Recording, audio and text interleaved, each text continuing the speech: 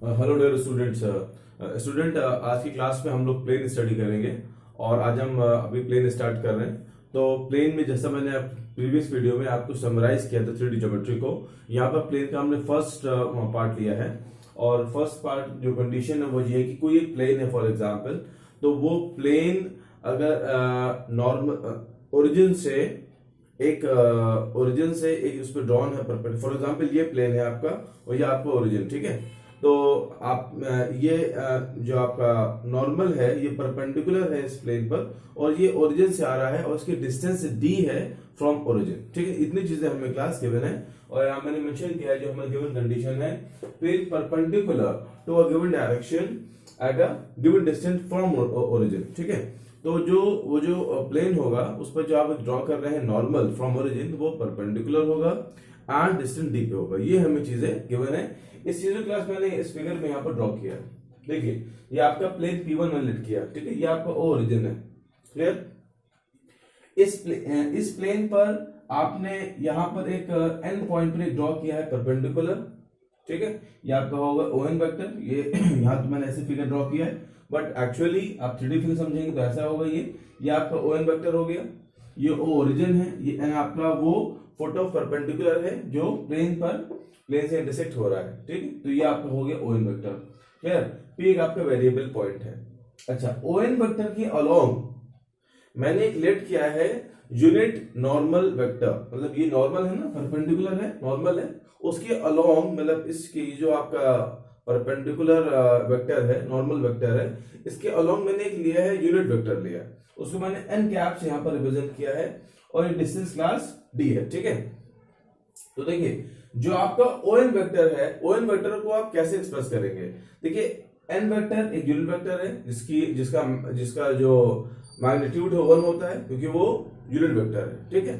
इसका जो डिस्टेंस है वो d है। जब डिस्टेंस d को आप n कैप से मल्टीप्लाई करेंगे तो वो ON वेक्टर के इक्वल आ जाएगा। देखिए फिर सुन लीजिए, n कैप का जो मैग्नीट्यूड है वो 1 है और d एक स्केलर वैल्यू है। जब वो उसमें मल्टीप्लाई होगा, ठीक है, तो उसके मैग्नीट्यूड को वो d के इक्वल हो जाएगा। जितना d का होगा मैग्नीट्यूड, वही मैग्नीट्यूड आपका इस पूरे वेक्टर का हो जाएगा, ठीक है। और n कैप एक वेक्टर है, वो आपको देगा डायरेक्शन, ठीक है। ये आप सुन लीजिए इस तरह से कि अगर कोई यूनिट वेक्टर है, उसके वहां पर आप जो वेक्टर ड्रॉ कर रहे हैं अगर उसकी डिस्टेंस d है, आप उसको यूनिट वेक्टर को d से मल्टीप्लाई करेंगे तो वो उस जो वेक्टर है ON वेक्टर, यहाँ पर मैं ON ले रहा हूं, तो ON वेक्टर के वो इक्वल होगा, ठीक है क्लास। आई होप आप इसको अंडरस्टैंड कर गए होंगे। अच्छा अब देखिए एक क्लास तो ये हो गया।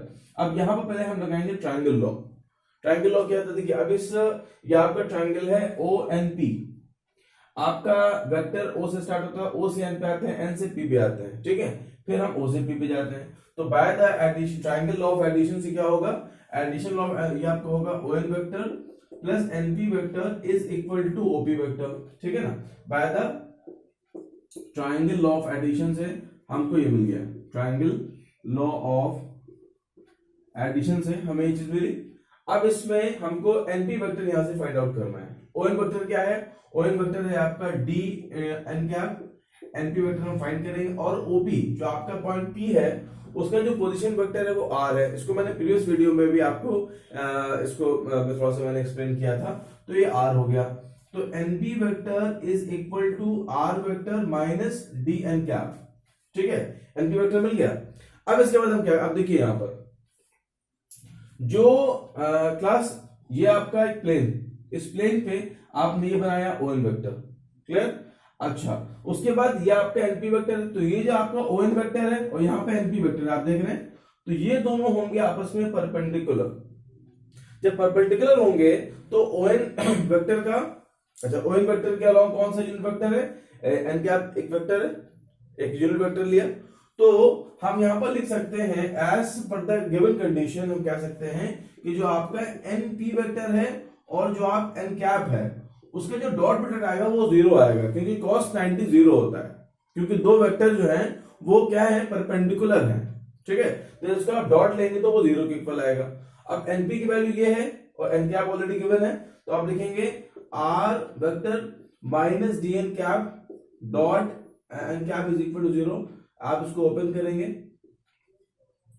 Minus D N cap is equal to 0 plus N cap dot N cap की वैल्यू 1 होगी, तो इसकी वैल्यू 1 हो गया, तो आपका हो गया R vector dot N cap minus D is equal to 0।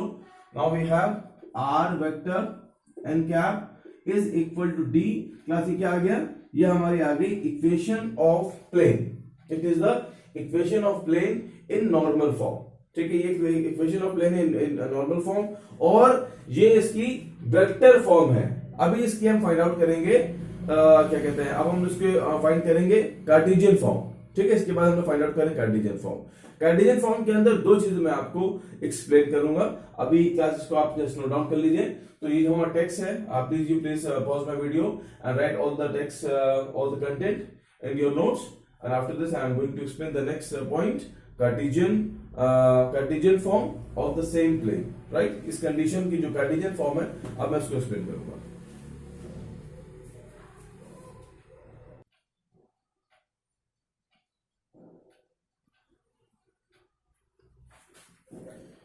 Class देखिए, कार्टेशियन फॉर्म के अंदर हम क्या प्रिपेयर, कैसे इसको हम प्रिपेयर करते हैं कार्टेशियन फॉर्म को। यूजुअली मैंने आपसे कहा था कि आर एक वेरिएबल पॉइंट है, एक्स वाई जेड, ठीक है, एक्स वाई जेड। अगर आप उसको वेक्टर फॉर्म में लिखेंगे तो आपका ये आर हो जाएगा x I plus Y J plus Z के, आपको अंडरस्टैंड हो गया होगा। अच्छा, अब हमने इसमें क्या लेट किया है, हमने इसमें लेट ये किया है, देखिए हमारी इक्वेशन फॉर्म होती है हमारे एजम्पशन पे, हम उसको क्या एज्यूम कर रहे हैं, हमने यहाँ पर एज्यूम क्या किया, हमने एलिमेंट लिए, these are the direction cosine of ON vector। ON को मैंने क्यों लिया, क्योंकि जो आपका ON वेक्टर है ये ओरिजिन से है और ये परपेंडिकुलर है, ठीक है।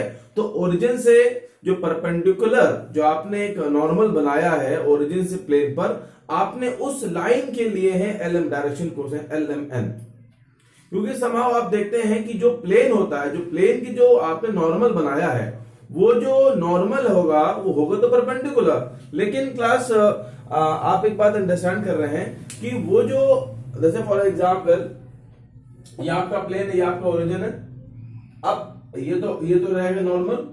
अब अगर आप इसकी डायरेक्शन को अगर आप चेंज करते हैं तो प्लेन जो प्लेन डायरेक्शन है वो भी चेंज हो। फॉर एग्जांपल जैसे हमने ये बनाया इस तरह से, अब अगर इसको चेंज अगर ये जो नॉर्मल है, अगर इसकी डायरेक्शन चेंज हो रही है तो देख रहे हैं आप, प्लेन भी चेंज हो रहा है किसी भी डायरेक्शन में, सिंपल एग्जांपल आपको दिख रहा है, ठीक है ना। तो अगर आप इसकी डायरेक्शन बदलेंगी इस नॉर्मल की, ये ON वेक्टर है, ठीक है, ON वेक्टर यहाँ पर ड्रॉ है जो ओरिजिन से आ रहा है, तो इसके LMN भी चेंज होंगे। तो ये जो है जो LMN है वो यहाँ पर क्या डिसाइड कर रहा है, वो डिसाइड कर रहे हैं प्लेन की डायरेक्शन डिसाइड कर रहे हैं। क्लास अंडरस्टैंड हो गया ना, ये फिगर, ये आपके माइंड में चीज मैंने बोली है, ये आपके माइंड में अच्छे से फिगर बनना चाहिए पहले, ठीक। अब मैंने क्या लिया, मैंने अब जब हम एन कैप कैसे लिखेंगे, अब एन कैप आपका एक unit normal vector ON vector का जो अलोंग जो एक एन कैप था, मैंने पहले एक्सप्लेन किया, उसको आप लिखेंगे Li plus MJ plus NK, या आपने N को लिख लिया, यहां पर है आपका R लिख लिया। अब आपकी फॉर्म क्या है, क्लास फॉर्म हमारी होती है R vector dot N cap is equal to D, दोनों चीजों को आप यहां प्लेस करते हैं, तो Li plus MJ plus NK, ठीक है, एंड डॉट, सॉरी ये n की वैल्यू हो गया, दोनों कम्यूटेटिव है, हम आगे भी चेक कर सकते हैं, तो ये आपका होगा xi plus yj and zk is equal to d, इसको मल्टीप्लाई कर ले, तो मल्टीप्लाई करेंगे तो क्या होगा, ये आपको होगा lx plus my plus nz is equal to d, ठीक है। Plus this is known as the normal form, this is known as normal form या इक्वेशन ऑफ नॉर्मल फॉर्म, ठीक है क्लास, ये दो चीजें हमारी होगी। अब प्लस इस इक्वेशन के अंदर दो हमको रिजल्ट्स मिलेंगे, वो बड़ा इंपॉर्टेंट है समवॉट, वो आपको अभी भी कंफ्यूज कर रहे होंगे। अगर आप इस टॉपिक को सोच रहे होंगे, आप ये सोच रहे होंगे सर आप यहां पर एन कैप ही क्यों ले रहे हैं, आप ON वेक्टर ही क्यों नहीं ले रहे हैं। तो अब हम जो रिजल्ट बनाएंगे उसके अंदर हम वो इटसेल्फ, वो जो आपका एन वेक्टर है, जो ON वेक्टर हम उसको ही ले लेंगे, फिर उसकी हम फॉर्म करेंगे, उसकी स्टैंडर्ड फॉर्म क्या होगी उसको हम लोग फाइंड आउट करेंगे, ठीक है। तो क्लास देखिए यहां पर तो हमको लेना है उस ON वेक्टर का जो अलोंग जो यूनिट नॉर्मल वेक्टर उसको ही यहां पर हमें लेना है। ठीक है, अब इसके बाद देखिए, अब क्लास को नोट कर लें। इसको नोट के बाद हम इसमें 2 रिजल्ट्स हैं, अब पहले उसको लिखते हैं, उसको हम मैचिंग कर देते हैं। ठीक है,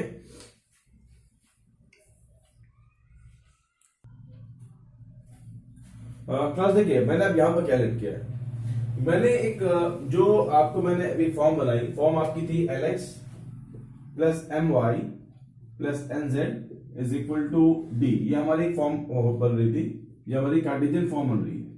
क्लियर, नॉर्मल फॉर्म।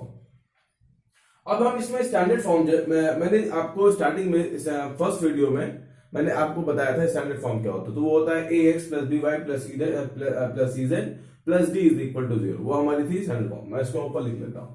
तो जो हमारी इसमें स्टैंडर्ड फॉर्म थी वो क्या थी, AX plus BY plus CZ plus D is equal to 0। ठीक है, ABC क्या थे, वैसे मैंने कहा था आर्बिट्रेरी कांस्टेंट, लेकिन आर्बिट्रेरी कांस्टेंट है, लेकिन यहाँ पर ABC जो होंगे, तो जो नॉर्मल आप फॉर्म कर रहे हैं, नॉर्मल ओरिजिन से, उस नॉर्मल के जो डायरेक्शन रेशियो होते हैं वो होते हैं ABC, डायरेक्शन रेशियो। ठीक है, वो मैं अभी इसके बाद में आऊंगा, पहले उसको मैं एक्सप्लेन कर दूं। इसमें मुझे एक्सप्लेन ये करना है कि फॉर एग्जांपल कोई एक आपका प्लेन, क्लियर, ओरिजिन से कोई एक n वेक्टर है जो उस प्लेन के परपेंडिकुलर, फॉर एग्जांपल ये आपका एक प्लेन है। ठीक है, मैंने कहा कोई ये n वेक्टर है जो प्लेन P1 से परपेंडिकुलर है और ये ओरिजिन से पास हो रहा है। क्लियर, अब इसका हम पहले फाइंड करेंगे n कैप। तो n कैप क्या हो जाएगा, n vector upon n mod हो जाएगा। या आपका n कैप जो उस n वेक्टर का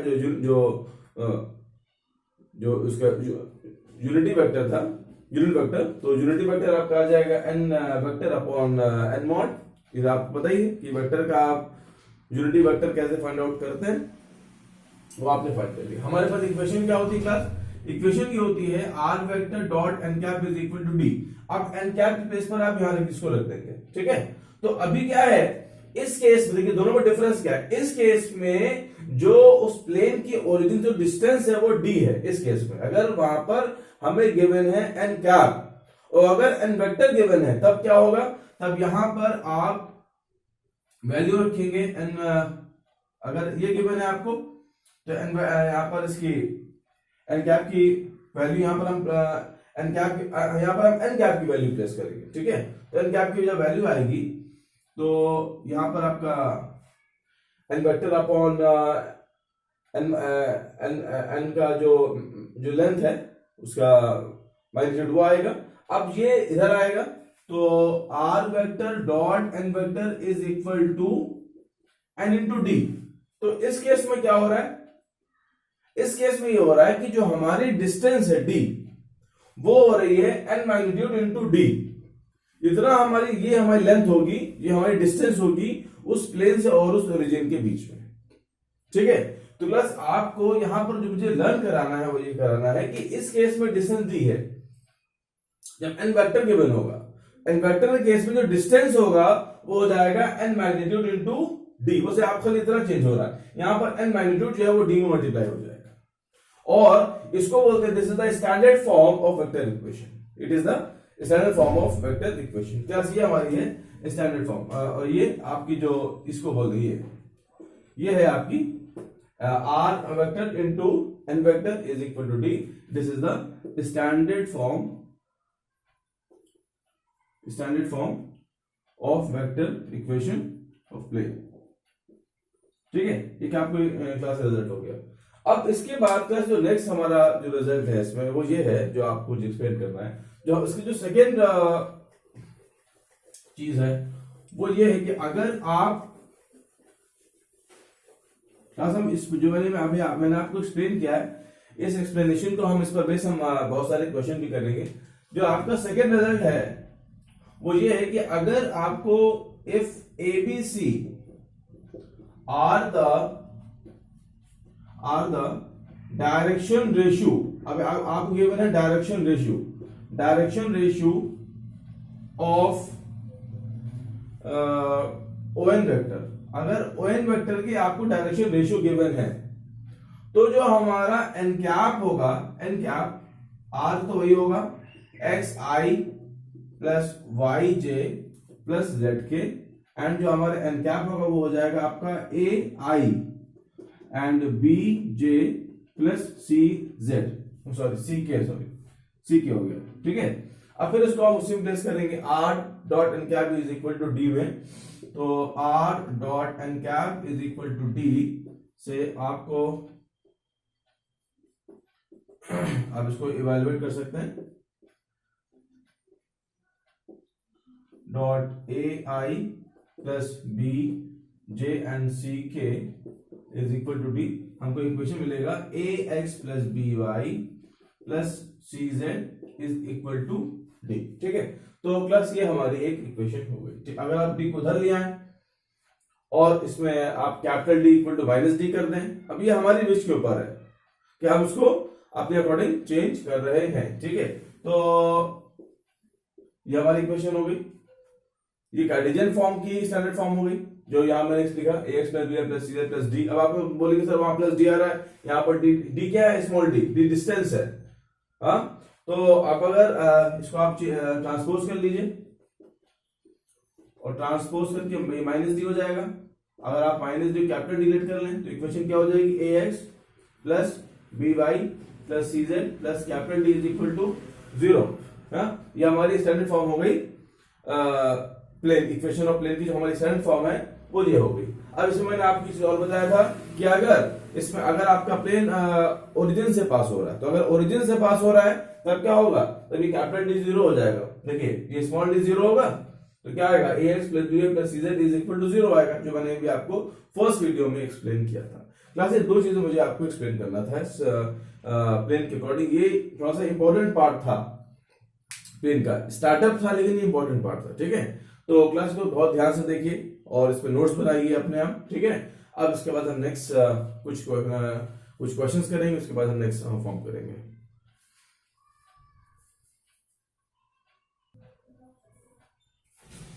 Class, now with this problem, and question is find the vector equation of plane which is at distance of 6 upon root 9, ठीक है। वो प्लेन ओरिजिन से 6 upon root 9 डिस्टेंस पर है। तो जो हमारा सॉल्यूशन में जो हमारा स्मॉल डी की वैल्यू आ गया वो आपका आ गया 6 अपॉन रूट 29, ठीक है।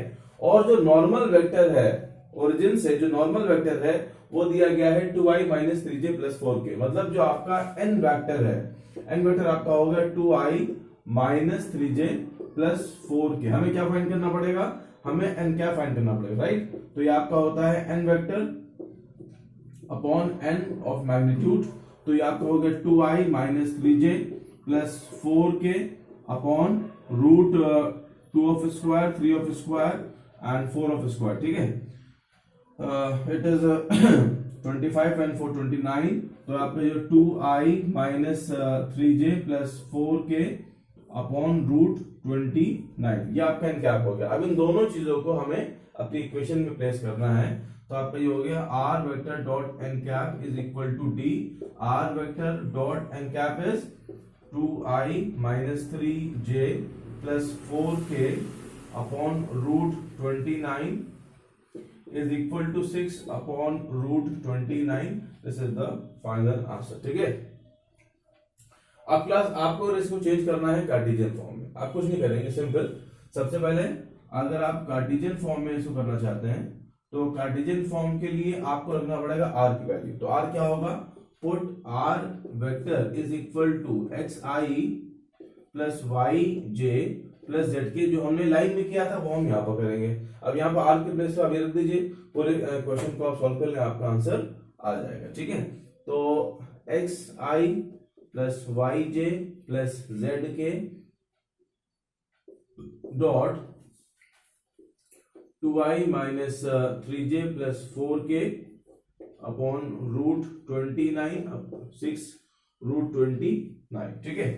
तो इसका आंसर क्या आएगा कार्टेशियन फॉर्म का, 2x minus 3y plus 4z, 2x minus 3y plus 4z upon root 29 cancel होगा, ठीक है, इज इक्वल टू 6 आ जाएगा।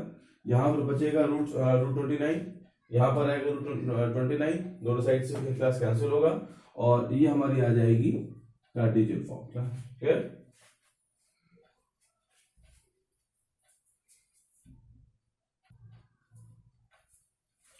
नाउ क्लास सेकंड प्रॉब्लम में क्लास आपको एक इक्वेशन दिया है प्लेन की r dot 6i plus 3j plus 2k is equal to 1। ठीक है, आपको इसमें से जो यूनिट नॉर्मल वेक्टर की डायरेक्शन कोसाइन फाइंड आउट करना है। ठीक है, लेकिन direction we have to find the direction cosine of unit normal vector. तो ये जो क्लास इक्वेशन गिवन है, आप इसे कंपेयर करेंगे r vector dot n vector is equal to d। तो ये आपको गिवन है n vector minus 6i plus 3j plus 2k। ठीक है, अब इससे हम लोग निकाल लें n कैप, और n कैप के जो डायरेक्शन कोसाइन होंगे वो हमारा होगा रिक्वायर्ड आंसर। ठीक है, तो हमारा n कैप क्या आ जाएगा, n कैप आपका आएगा minus 6i plus 3j and 2k upon root minus इसका स्क्वायर 3 का स्क्वायर एंड दैट इज 49 7 आ जाएगा 6i and 3j plus 2k upon 7 and 7। ठीक है, बस ये हो गया हमारा। अब एन कैप के अंदर हमने जब स्टार्ट किया था टॉपिक को, देखिए क्लास कुछ चीजें आप लोगों को लर्न करना है, कहां पर क्या है और क्यों है। तो हमने जब एलिमेंट दिए होते थे डायरेक्शन कोसाइन, तो हमने एन कैप क्या था, li plus N J plus N K था। तो अब ये यहाँ पे एन कैप गिवन है, अब आप इसे कंपेयर कर लेंगे क्या बोलते हैं li plus M J plus N K. ठीक है, तो एल क्या आ जाएगा, तो हमारे जो एलिमेंट होंगे मतलब डायरेक्शन कोसाइन जो होंगे वो आपके हो जाएंगे class minus 6/7 3/7 and 2/7। These are the direction cosine of unit normal vector. अब यहाँ क्वेश्चन ये है कि sir what are these minus 6 3 and 2, these are the direction ratio, these are the direction ratio. ये जो आपका ON, लेकिन ये यूनिट का नहीं है, ये जो ON वेक्टर था अपने फिगर में याद करिए प्रीवियस, जो हमारा जो ON क्वेश्चन आता है find the direction ratio of normal vector, तो आप लिख देंगे माइनस 6 3 एंड 2। क्लियर। अब अगर क्वेश्चन आ रहा है डायरेक्शन कोसाइन निकालना, कोसाइन के लिए आपको ये वर्क करना पड़ेगा। क्लास क्लियर है? ठीक है।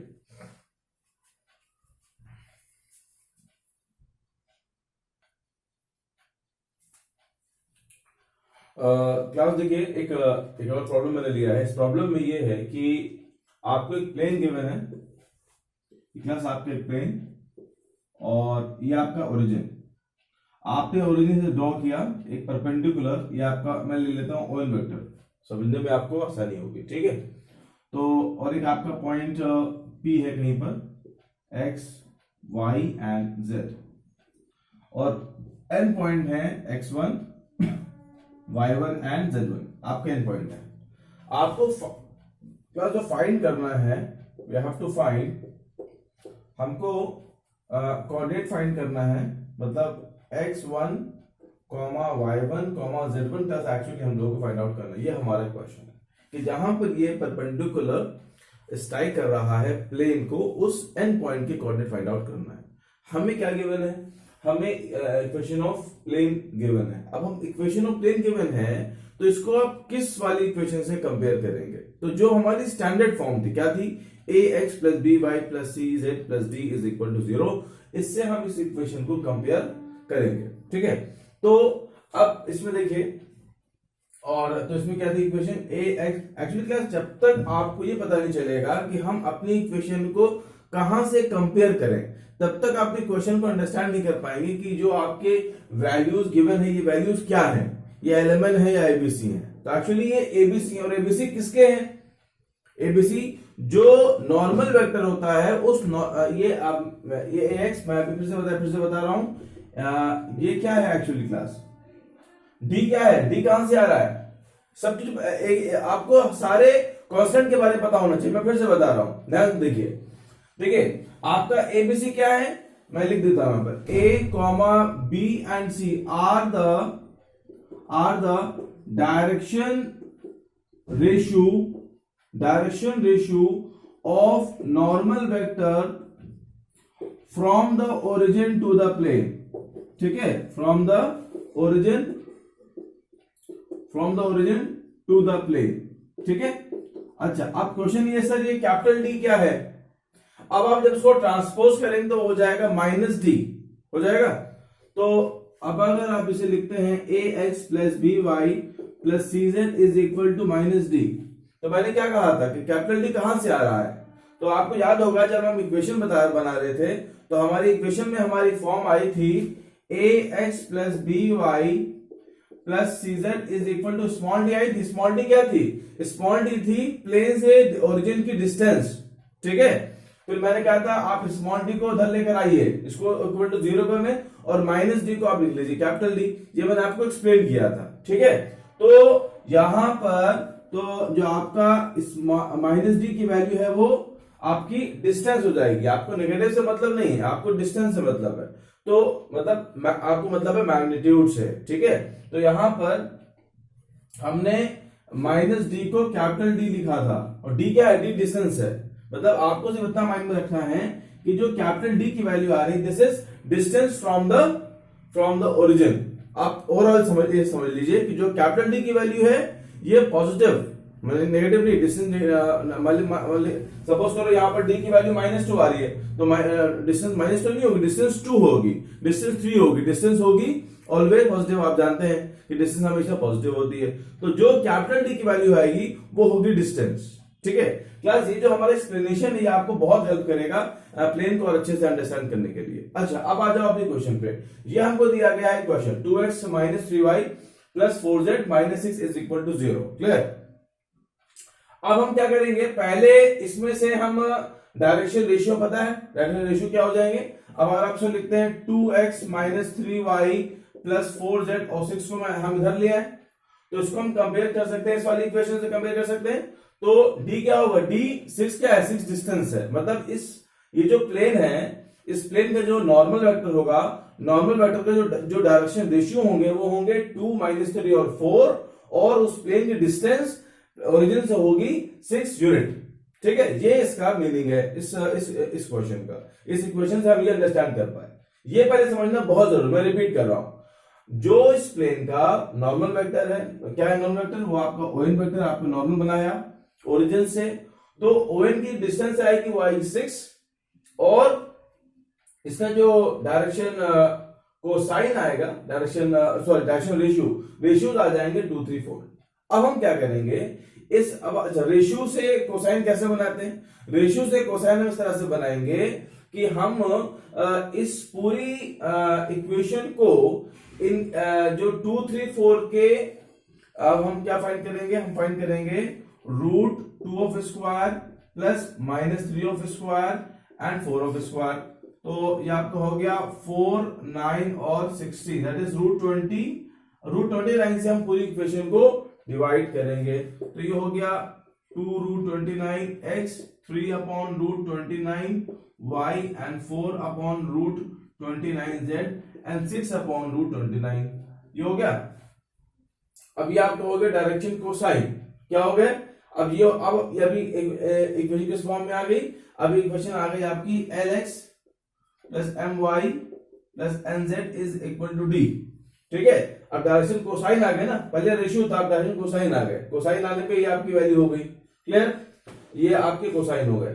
अच्छा, अब इसके बाद हमें क्या फाइंड करना है? हमको n वेक्टर के जो n पॉइंट है उसके कोऑर्डिनेट फाइंड आउट करना है, ठीक है। तो हमको पता है कि अब आप ले लेते हैं ON वेक्टर के। अब आप ON वेक्टर जो है उसके हमने डायरेक्शन कोसाइन निकाल लिए। तो हम लिखेंगे यहां पर डायरेक्शन कोसाइन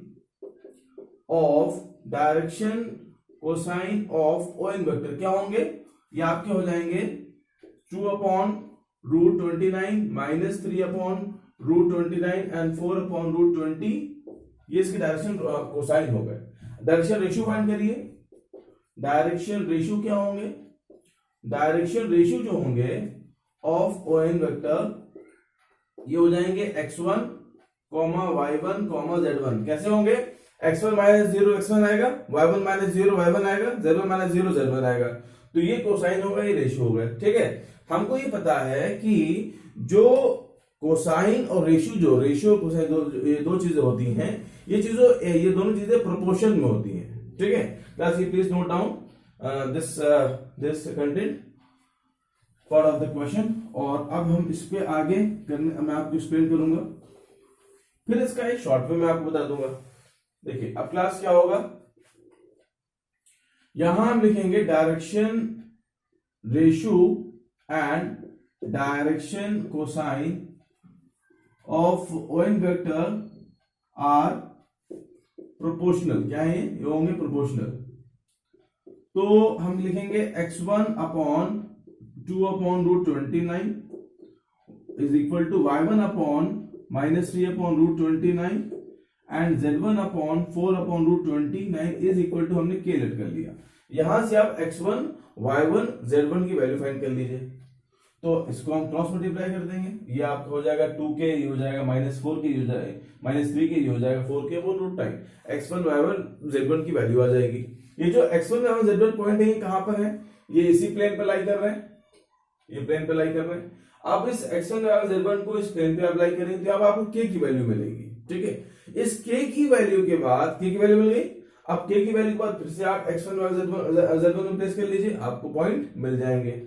तो यहां पर जो x1 आएगा वो आएगा 2k upon root 29, y1 -3 upon root 29 and z1 4k upon root 29। Clear. अब इन पॉइंट्स को x1 y1 z1 को जब हम यहां पर प्लेस करेंगे, ठीक है, तो यहां पर हमें k की वैल्यू मिलेगी। अब जब आप प्लेस करेंगे तो x क्या होगा, मैं एक आपको एक्सप्लेन करता हूं। जैसे 2k अपॉन रूट 29 है, अब 2k अपॉन रूट 29 जब आप यहां प्लेस करें तो रूट 29 हो जाएगा, 2 2 4 होगा, यहां पर 4k आ जाएगा। ठीक है, यहां पर 9k आ जाएगा और यहां पर 16k आ जाएगा, राइट। और यहां पर 6 रहेगा, यहां पर 29 आ जाएगा और यहां पर हो जाएगा 6 अपॉन रूट 29 रहेगा। ठीक है, तो इसको मुझे इवैल्यूएट करना है। Class please note down. अब उसके बाद मैं यहां से करता हूं इस क्वेश्चन को।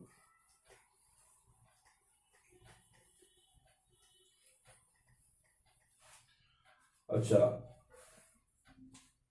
ये क्लास हो जाएगा आपका 2 अपॉन रूट 29 एंड x1 की वैल्यू क्या है 2k अपॉन रूट 29। ठीक है, -3 upon root 29 and -3k upon root 29, 4 and 4k upon root 29 is equal to 6 upon root 20।